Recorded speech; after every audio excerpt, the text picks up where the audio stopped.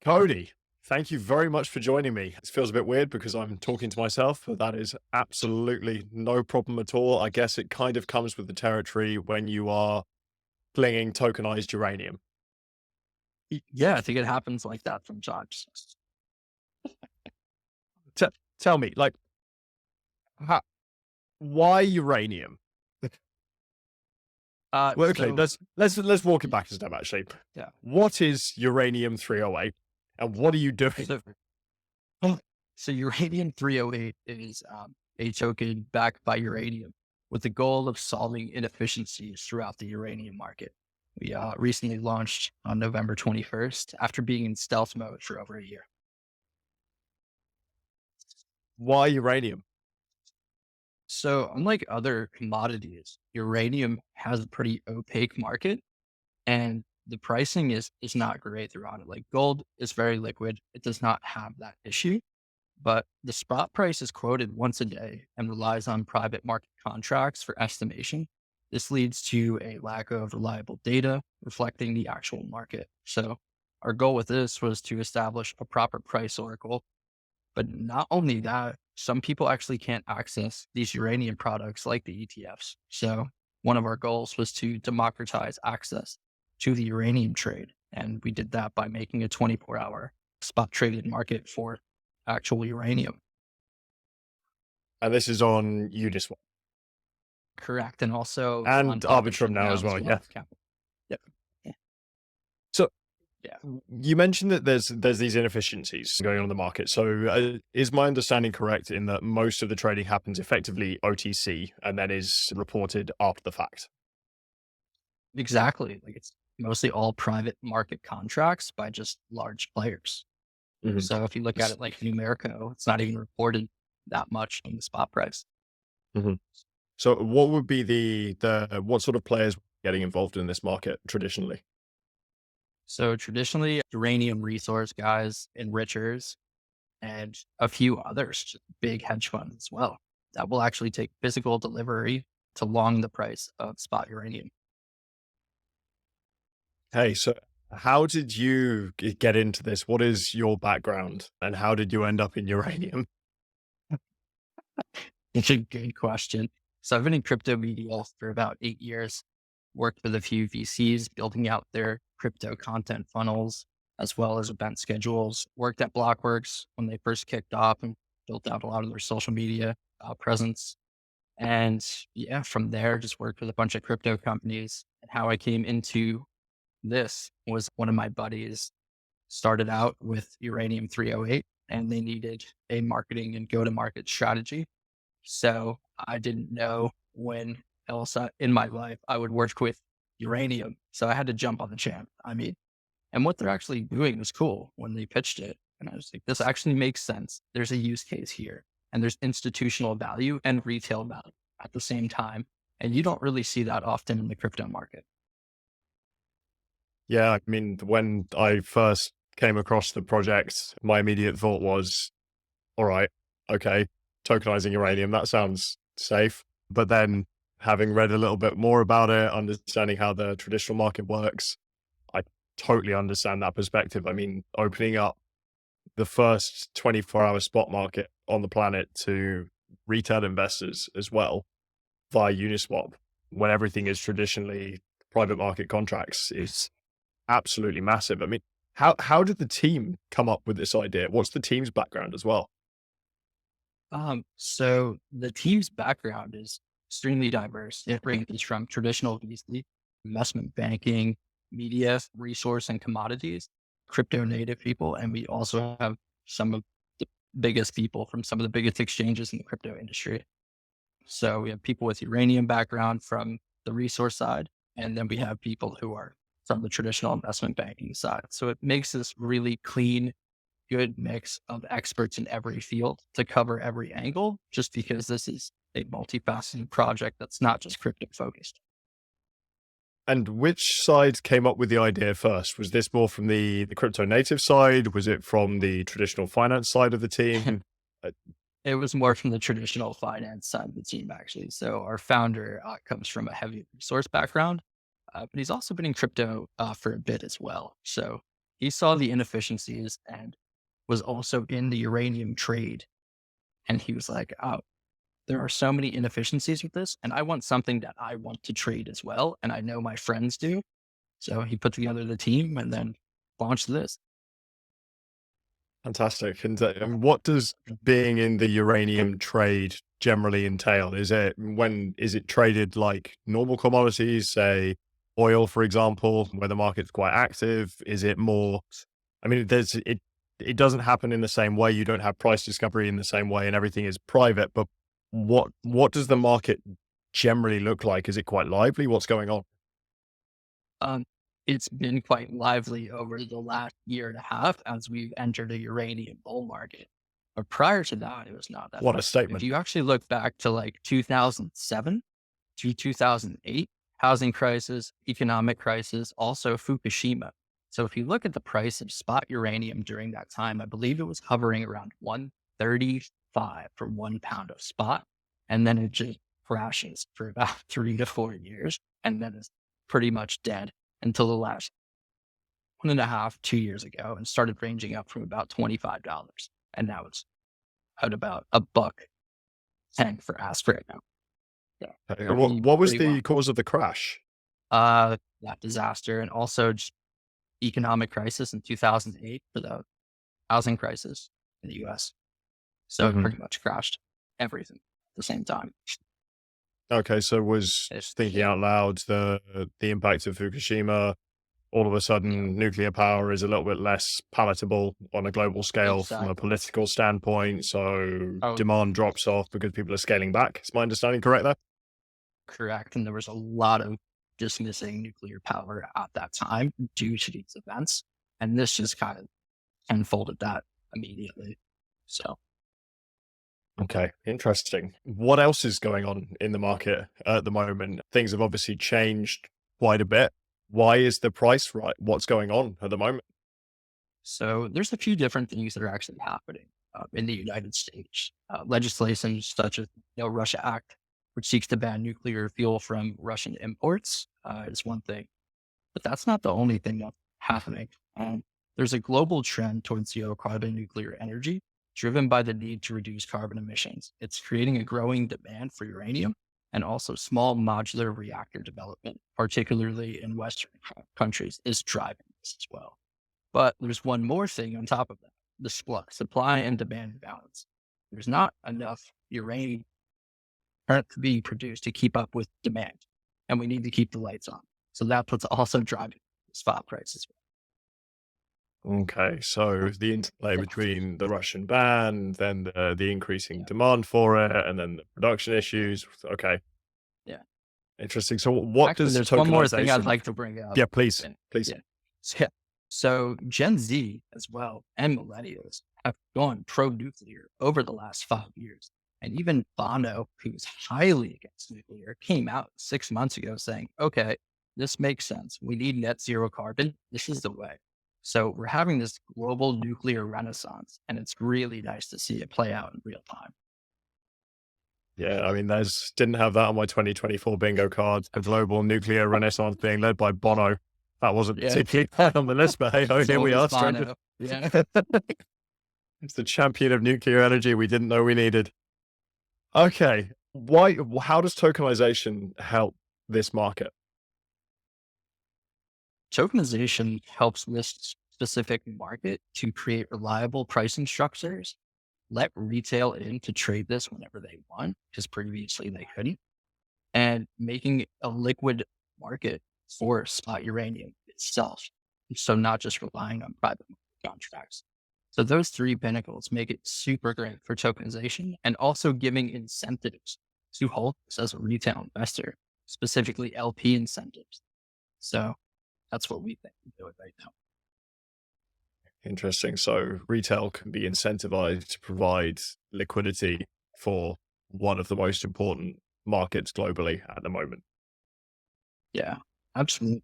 And also being able to take physical redemption of this product is another thing on top of that. So right now, people that want to take or institutions that want to take delivery of uranium have to put out something called a request for proposal.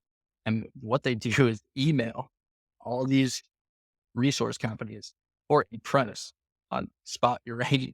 And it's so completely inefficient. So with our product, the price you see is the price you get with one click instead of wasting time, business development energy, and us trying to find a price to take delivery of this product. It's one click, you're good to go. And that's it. I imagine that depending on which email service provider you're using, sending an email saying, I would like to buy some uranium is probably going to get flagged. Things Yeah, you would depending on think. the. You would think. Yeah. And it's funny, like separate topic, but in Canada, uranium and other resources are as common as can be. A lot of people work within that industry. But you mentioned it in the US and people are like, holy cow, are you going to be on the no fly list? And it's like, no, everything's fine. Like, I it's think, I mean, okay. Yeah. you're ticking two boxes at the moment. Like you're working in the crypto industry and you're tokenizing uranium. So there's a Oh, couple of boxes that are being. oh, yeah. Oh, yeah, for sure. And what people don't realize, like, there's more nuclear situations going on your phone, U3O8. So it's just funny to see those misconceptions. Okay, so I mean that's quite a nice segue into it's a misunderstood market, right? There's a lot more going Absolutely. on than people generally know, people generally realize. I mean, you say nuclear at the moment, and people tend to think of Iran, right? Or what's going Literally. on in Yeah. in Russia, like literally, right? But what these are just small aspects of the way that the market functions, as I understand it from what you said. What are which countries are the highest producers of uranium? So the current countries that are the highest producer, I would say, is Kazakhstan. They have 43% global supply. And then leading that is Canada and then Namibia. And I would say Namibia has about 10% of the world's output. So yeah, Kazakhstan leads the way. Interesting. And how have market conditions impacted those countries at the moment? Has production been ramped up? Is it being ramped up? Um, Can it be ramped up? they are trying to ramp, but they're having issues with sulfuric acid, trying to keep up with demand. There's so many things going on. And then the US, on top of that, trying to bring uranium production back to the US is also a huge driver. So, Okay. So what's the process of actually producing uranium look like? Like from it being in the ground to it being a shippable product that you are using to back a token on Uniswap. What does that process look like? so you end up partnering with resource partners who either have a forward sales contract for the resources, or you partner with other European traders or anything who actually have access to enrichers or the resources themselves. And that's what you end up tokenizing and then putting that through the market. So for Okay. us, for example, we have offtake agreements, which are very normal within the commodity space. And that's what we are tokenizing essentially. And we are able to do physical delivery off of this with our resource partners.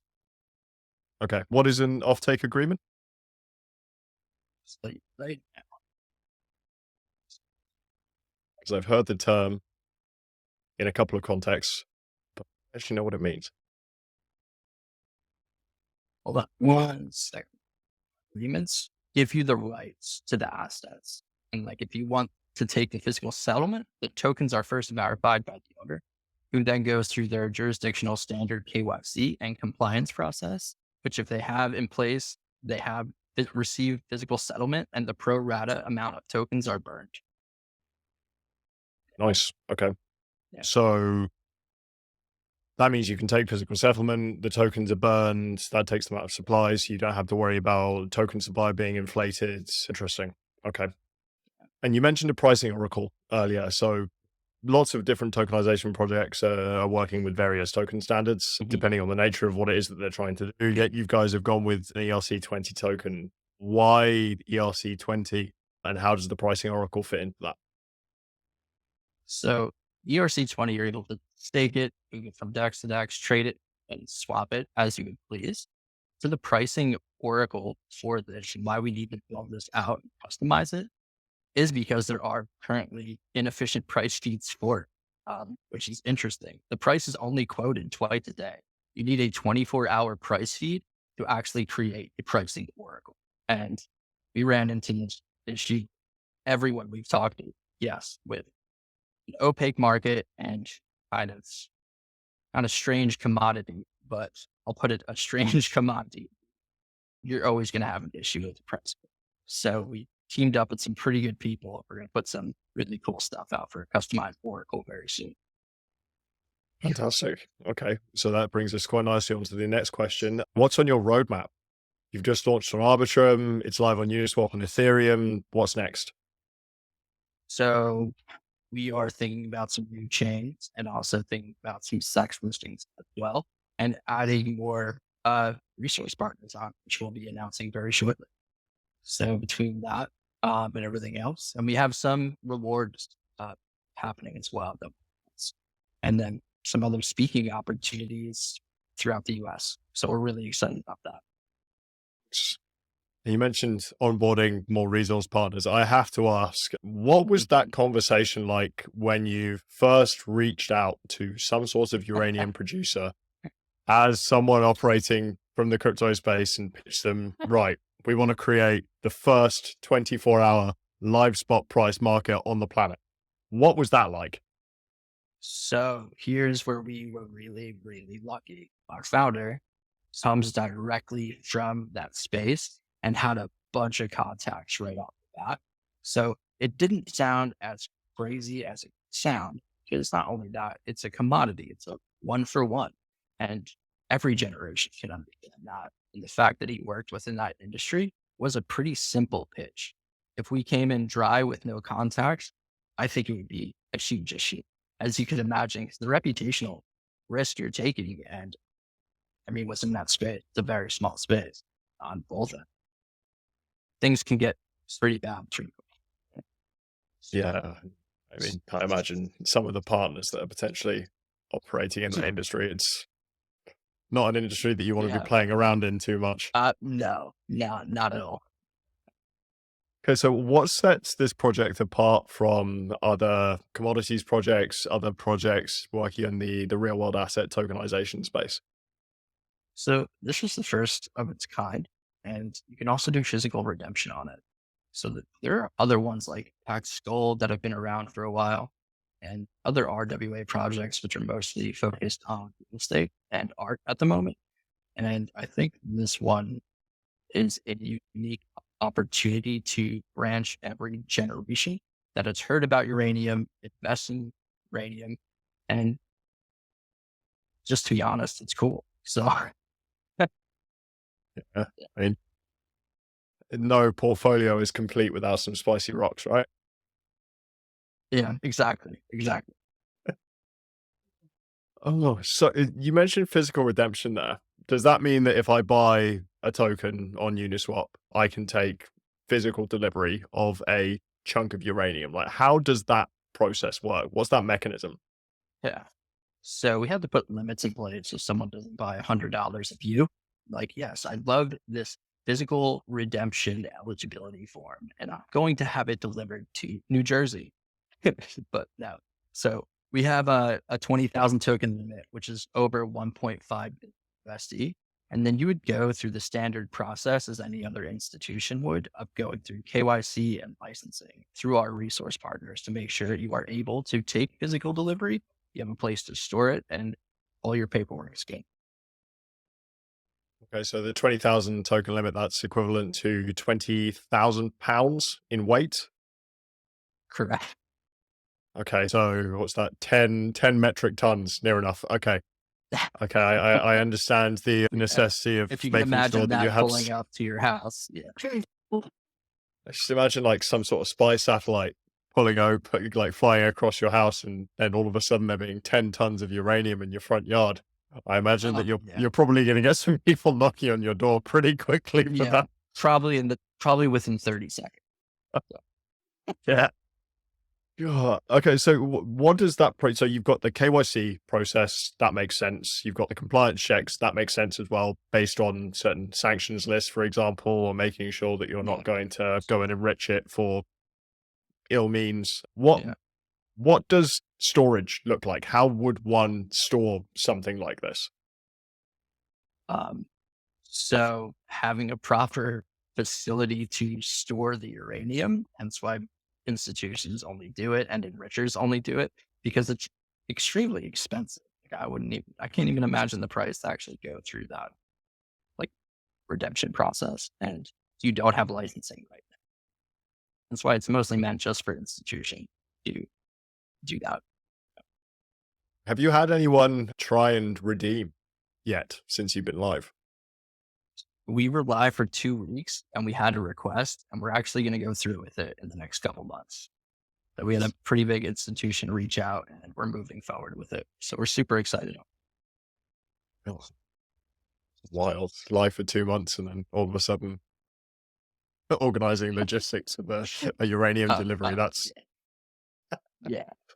oh, and they say that crypto is a dead end. No, no, no, no. Uh-huh. No. Okay, so I mean that We're brings just us in the quite wrong nicely onto commodity. wrong commodity, right? I mean, shitcoins are one thing, but uranium's a completely different kettle of fish. Yeah, exactly.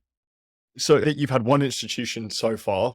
Do you think that this is going to continue? Is this the first of many? We think so. We have a lot of announcements coming out, and the structures that we're putting together will make it fairly easy for institutions to operate in the manner that we do. So we're very excited. Super cool. And what can you speak about what that process is going to look like? I'm assuming this is part of the roadmap. Is it? What does that look like? So we'll be building out some interesting things on the derivative side. I can't talk much about it right now, but that announcement will be out in the next 2 weeks that we're very excited about. So there will be a few different products built on top of you that will make a lot of sense for institutions to utilize. Fantastic. And if someone wants to find out more information about uranium, for example, or the way that the uranium market works, where should they go and what should they Google without, again, being added to some sort of list? The International Atomic Agency is a good one. Uranium Insider with Justin Hunn, and also John Quays, who's a pretty big uranium OG on Twitter. These are all great references. They put stuff out probably every hour, and it's the best online resource I found to keep up with the market. Fantastic. I'll make sure I add those to the show notes and also follow them myself because this is Yeah. fascinating. How do you see uranium fitting into this larger narrative of real world asset tokenizations? There've been a lot of reports that have come out recently. Some stating that by 2030 it's going to be $10 trillion in value for real world assets, tokenized market cap. Some think it's going to be 10% of global GDP by that point. What are your thoughts on where we're headed from a tokenization standpoint, more broadly, not just uranium? I think it makes sense for a few sectors, commodities, especially since we already have projects like Pax Gold that are doing the job of that. So we're here to stay, we're here to keep building. And I think it makes sense in other real world assets, such as art, if you can fractionalize that and have retail come in and own these pieces. So it doesn't just make sense in commodities, it makes sense in a few different sectors. And I think that will slowly build, especially as the crypto market comes back. And we'll see more projects come out with more utility. And also, Larry Fink came out the other day and said everything will be tokenized.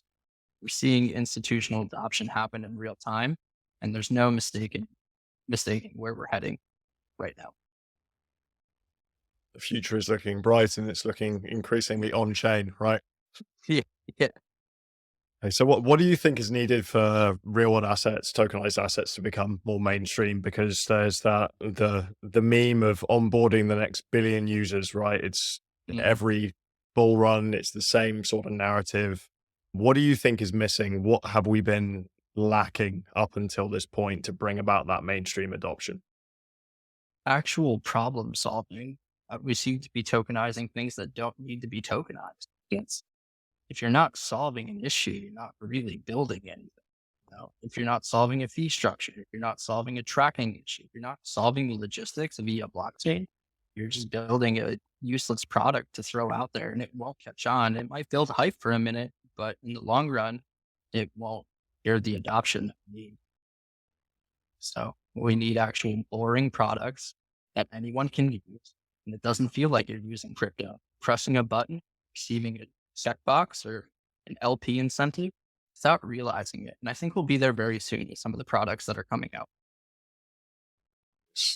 Reminds me of the expression or the statement that the only place that crypto has found product market fit up until this point is events. So it's nice to see some real world development happening, especially in the commodities space. I spent some time in the commodities industry, derivatives, oil, a fair few years back now, and it's such a massive market. Commodities as a whole is huge. So seeing you guys taking on a small but very, very important part of it and doing it outwardly in a way that looks so simple, like ERC20 tokens and pricing oracles, compared to a lot of the tokenization projects out there that are wrapped in all of this convoluted, complicated legalese and marketing spiel, is really, really cool to see. Where should people go if they want to find out some more information about Uranium3o8? Uranium3o8.com and then Uranium3o8 on everything. Twitter, Telegram, Medium, you name it, we're there. And to be clear, that is the letter O with 308, not like the number as well, if you want to stick to this. Yes, yeah. Uranium3o8. Beautiful. And what if people want to follow along with you, Cody? Where should they go? I hate CODEE on Telegram or Twitter. I'm on there all the time. Give me a shout. Beautiful. Well, this is, I'm worried I'm going to end up on a list for recording this conversation, but having now had it and now understanding that little bit more about what you guys are doing, what the opportunity is, why something like this is necessary, I'm super excited to see where you end up. So thank you so much for your time, Cody. Really appreciate it. Yeah. Thanks, Ben. Looking forward to talking again soon. Pleasure. Cheers.